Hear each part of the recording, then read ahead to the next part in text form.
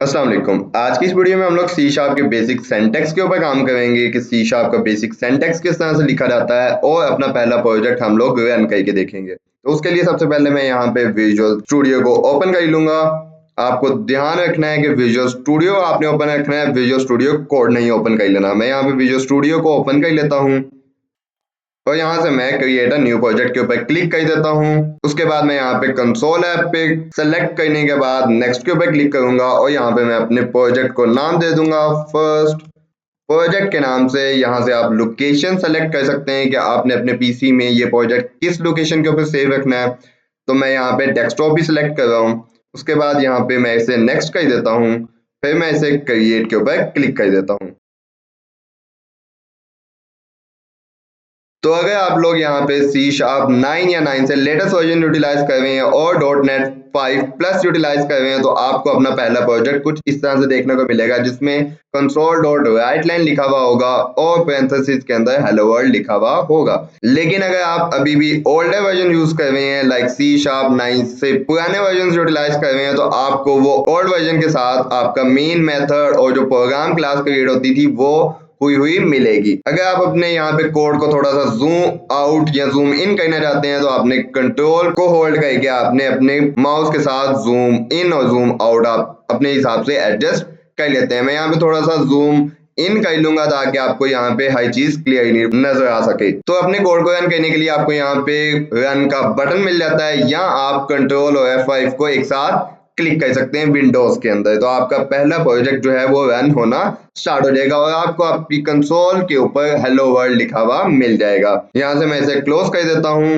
Okay, तो थोड़ी देर के लिए हम इसके ओल्ड वर्जन को एक दफा देख लेते हैं। बेशक हमने उसके अंदर कोड नहीं करना, लेकिन हम ओल्ड सिंटैक्स को एक नजर देख जरूर लेते हैं। तो उसके लिए हम क्या करते थे, यूजिंग सिस्टम किया करते थे सेमीकोलन और उसके बाद हमें यहाँ पे एक क्लास बनानी पड़ती थी जिसका नाम हमें प्रोग्राम रखना पड़ता था और उसके अंदर हमें एक अदद मेन फंक्शन बनाना पड़ता था। मैं यहाँ पे मेन फंक्शन बना लेता हूँ स्टैटिक वॉइड मेन के नाम से और ये मैं ऑटो कंप्लीट कर लेता हूँ और इसके अंदर मुझे कंसोल डॉट राइट लाइन और जो कुछ भी मुझे लिखना पड़ता था वो मैं लिख सकता था।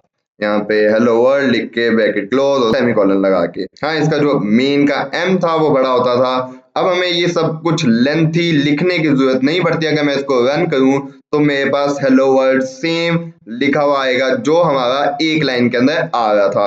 तो ये इतना लेंथी कोड हमारे पास अब जो है खत्म हो चुका है और इस चीज को कंसाइज करके सी शार्प 9 और लेटेस्ट वर्जन के अंदर सिर्फ और सिर्फ एक लाइन के अंदर कर दिया गया है। तो मैं यहाँ से इसे कॉपी कर लेता हूँ, तो यहाँ से मैं इसे कट कर लेता हूँ और यहाँ से इसे मैं रिमूव कर देता हूँ। अब ये जो इतना सारा लेंथी कोड था, अभी सबको करने की हमें जरूरत नहीं है। अगर हम करना चाहें तो कर भी सकते हैं, लेकिन जो काम हमारे एक लाइन में हो सकता है उसको 8 लाइनों पे एक्सटेंड करने की जरूरत नहीं है। तो मैं यहाँ से इसे रिमूव कर देता हूँ, यहाँ पे कंसोल डॉट राइट लाइन करूंगा, दोबारा से इसे मैं रन करूंगा तो आप देख सकते हैं कि यहाँ पे हमारे पास सेम ही आउटपुट आएगी।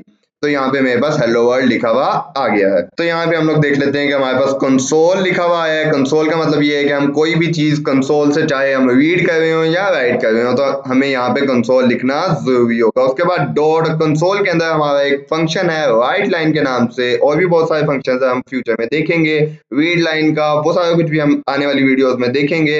लेकिन अगर हम यहाँ पे देखें तो हमारे पास राइट लाइन का हमें फंक्शन मिल जाता है जिसके अंदर हम अपनी किसी भी एक लाइन को लिख सकते हैं डबल कोटेशन मार्क्स के अंदर। सबसे पहले राइट लाइन की पैरेंथेसिस लगेंगी, उसके अंदर डबल कोटेशन लगेंगी और उसके अंदर हम अपनी जो भी लाइन लिखना चाहते हैं, जो हम अपने कंसोल के ऊपर प्रिंट करवाना चाहते हैं, वो इन दो कोमास के अंदर लिखनी पड़ेंगी। उसके बाद हमें सेमीकोलन यहाँ पे लगाना नेसेसरी है। अगर हम नहीं लगाएंगे तो हमें यहाँ पे एरर देखने को मिल सकता है। विजुअल स्टूडियो में एक अच्छी चीज ये है कि हमें साथ साथ ये एरर्स यहाँ पे फाइंड आउट करके देता रहता है। अगर हम यहाँ पे देखें तो इन्होंने CS1002 का एरर दिया है जिसके अंदर उन्होंने आगे लिखा है कि आपका सेमीकोलन यहाँ पे एक्सपेक्टेड है लेकिन आपने नहीं लगाया हुआ।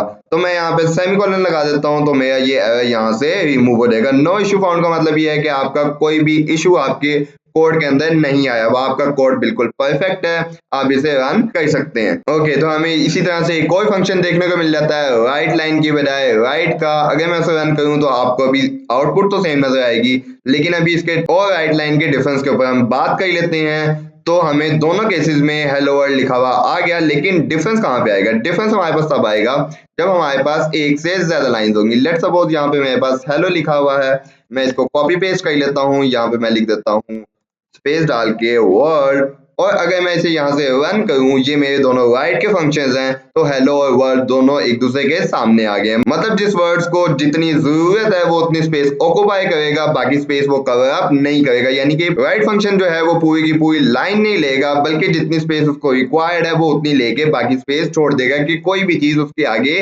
प्लेस की जा सकती है।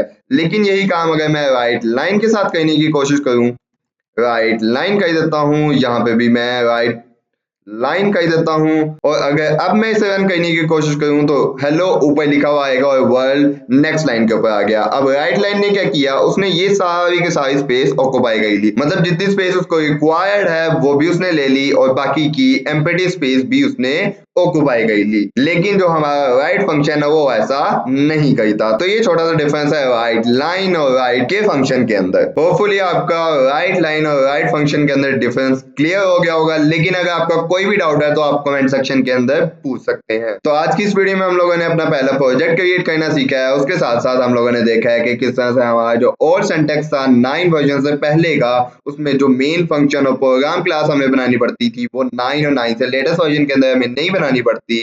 और उसके बाद हम लोगों ने अपने कंसोल के ऊपर एक लाइन प्रिंट करके देखी है और अपने प्रोग्राम को रन करके देखा है। उसके अलावा हम लोगों ने देखा है कि राइट लाइन और राइट फंक्शन के अंदर डिफरेंस क्या होता है। होपफुली आपके सारे डाउट क्लियर हो चुके होंगे, लेकिन अगर अभी भी आपका कोई डाउट है किसी भी सिलसिले में तो आप लोग मुझे कमेंट सेक्शन में पूछ सकते हैं। तो आज के लिए इतना ही, मिलते हैं अपने नेक्स्ट वीडियो के अंदर, तब तक के लिए अल्लाह हाफिज।